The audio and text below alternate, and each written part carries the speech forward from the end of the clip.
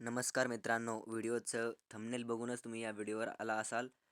तर नमस्कार मित्रांनो, आपण अनेक घरांमध्ये भिंतीवर पांढऱ्या घोड्यांचे फोटो पाहतो. पण कधी तुम्ही विचार केला आहे का, हे पांढरे घोडेच का? आणि तेही धावताना का दाखवतात? या घोड्यांचा कलर दुसराही असू शकतो, पण पांढरे घोडेच का?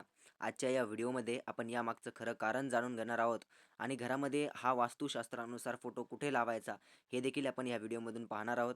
तरी हा व्हिडिओ शेवटपर्यंत नक्की बघा. सर्वात आधी वास्तुशास्त्रानुसार पांढरा रंग हा शांती सर्वात सर्वात आधी वास्तुशास्त्रानुसार पांढरा रंग हा शांती, सकारात्मकता आणि पवित्रतेचं प्रतीक मानला जातो. म्हणूनच पांढऱ्या घोड्यांचा फोटो हा घरात लावल्याने सकारात्मक ऊर्जा वाढते असं मानलं जातं. आता घोड्यांबद्दल बोलायचं झालं तर घोडा म्हणजे शक्ती, वेग आणि यशाचं प्रतीक आहे.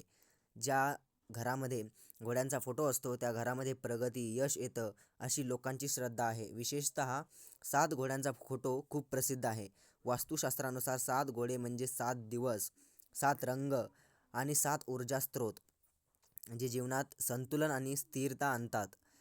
पण इथे एक महत्त्वाची गोष्ट लक्षात ठेवली पाहिजे. घोडे नेहमी धावताना आणि पुढे जाताना दाखवलेले असावेत. जर घोडे थांबलेले किंवा मागे वळलेले असतील तर त्याचा अर्थ प्रगती थांबणे असा घेतला जातो. आता प्रश्न येतो, हा फोटो घरामध्ये कुठे लावायचा? हा सर्वात मोठा प्रश्न असतो लोकांसमोर.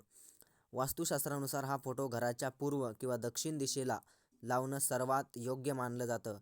यामुळे करिअरमध्ये वाढ, व्यवसायात यश आणि आर्थिक प्रगती होते असं मानलं जातं. पण मित्रांनो, हे सगळं फक्त श्रद्धा आणि मान्यता आहे. खरं यश आपल्या मेहनतीवर अवलंबून असतं. फोटो फक्त एक प्रेरणा देणारा घटक असू शकतो. म्हणून जर तुम्ही घरामध्ये पांढऱ्या घोड्यांचा फोटो लावत असाल तर त्यामागे सकारात्मक विचार आणि मेहनतही असायला हवी. तर मित्रांनो, तुमच्या घरामध्ये अशा पांढऱ्या घोड्यांचा फोटो आहे का? कमेंटमध्ये नक्की सांगा आणि अशाच रोचक माहितीसाठी आपल्या मिशनवाला या यूट्यूब चॅनलला सबस्क्राईब करा आणि व्हिडिओला लाईक करायला विसरू नका. तोपर्यंत जय हिंद, जय भारत, जय महाराष्ट्र.